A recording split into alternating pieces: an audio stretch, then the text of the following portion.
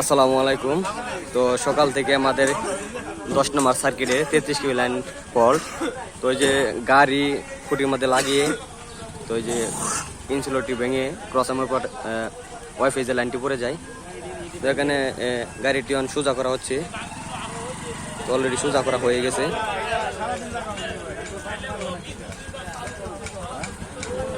এদিক দিয়ে সেন্টার টাইমে পুরোটি সোজা করা হয়েছে গাড়িটি।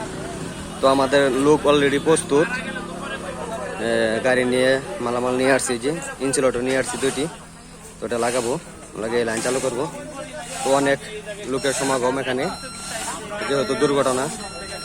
তো আবার এদিক দিয়ে জাম আটকে গেছে।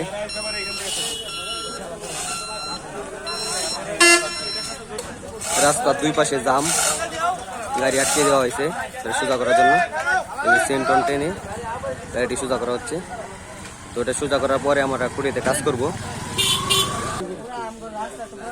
তো যে 7টা বাজে দিই খুঁটির সাথে। তেল ভাঙতেছে নাকি?